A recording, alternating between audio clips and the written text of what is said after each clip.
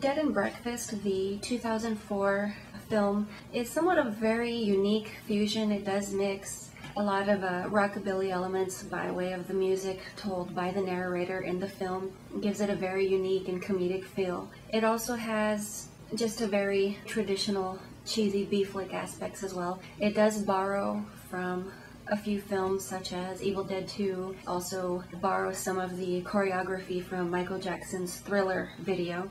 But it is a very unique film. It has a wonderful cast. We do have Jeremy Sisto in the role of Christian, who plays somewhat of a bully at the beginning of the film, and later on just basically winds up being put back in his place as the villains in the film. Winds up using him as a prop. So we also have Ever Carradine in the role of Sarah. She is the niece of David Carradine.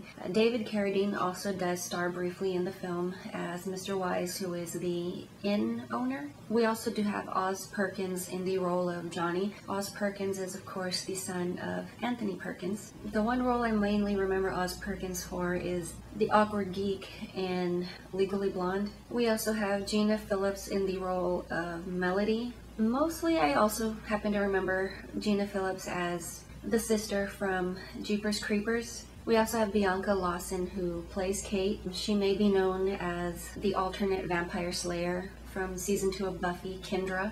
She is also the great niece of Motown founder Barry Gordon. She also did have a small uncredited role in Jeepers Creepers 2. Right now she currently stars in a TV show, Pretty Little Liars. We also have Portia de Rossi in a bit role playing Kelly, who is the bride. Portia de Rossi first came to my attention in Ally McBeal, just playing one of the lawyers on the show. So the film itself, considering the way the director sees it, he sees it more as a throwback to 70s and 80s films as well as old B flicks. I really don't see any of those elements, in all honesty. I definitely do see the B flicks cheesiness, but I don't see how it would relate as far as slashers or any other type film. Another interesting thing that I did run across is the house that was used in the film, or the inn, which is the bed and breakfast, was actually chosen because it slightly does resemble the house used in the film Psycho. So we have a group of 20-somethings on a road trip. They are going to a wedding for their friend Kelly in Galveston, Texas. Along the way, they do stop by at a bed and breakfast. They wind up getting lost on the road. Unfortunately, the night that they are staying there, someone is murdered and they are held on suspicion, quote unquote, as witnesses. So they are not allowed to leave the town until the investigation has ended. Along the way, we do discover the mythology of a mystical box referred to as the Kuman Thong, which just sounds like undergarments to me. So this box basically has the power to possess people. Johnny, who was played by Anthony Perkins, makes the mistake of opening the box. He becomes possessed and gradually does possess other town folk as well as killing them. They remind me more of being zombie creatures rather than actual possessed beings. Technically, they do not really eat anything or anyone, but they do swarm around houses.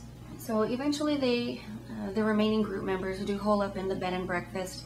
Some sneak off to rid the box of its power, which was the original person who was tied to the box, which was Mr. Wise, who is played by David Carradine. They must destroy his remains in order to neutralize the power of the box. So meantime, we do have Johnny, who is outside tormenting his former friends who did tease him. Of course, Christian, who was the one who was worse, wound up being decapitated at the bar event in which the swarming did first happen. He basically just walks around with Christian as a puppet on his hand. So it's definitely a very malicious payback. The dance number itself in the movie, I think, is definitely awesome. It just comes so left field. They are swarming the house. They have this hip-hop country fusion of rockabilly music that they're dancing to, but they're using Thriller choreography, and it's just so random. It's basically just thrown in, just kind of gives you this whole feel of basically anything in this film can happen. There are no rules. Eventually, Mr. Wise's remains are destroyed, and the remaining members are able to leave the home safely. Interestingly enough, this film was nothing more than an 18-day shoot. It started on Valentine's Day, 2004. One of the interesting things also is that the hotel or the inn that they were shooting at was rumored to have been possessed. There were empty floors in which people would hear screaming. Sometimes the generators would go out.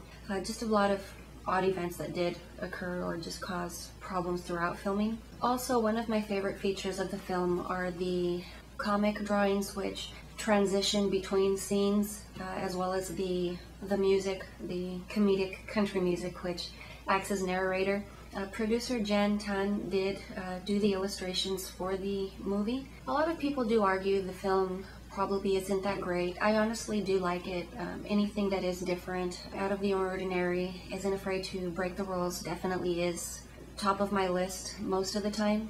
But I think it's a very fun film. It's definitely very enjoyable. It's a total popcorn movie, something to watch Saturday morning if there's maybe nothing else better to do or you just want something goofy to kick back and laugh at.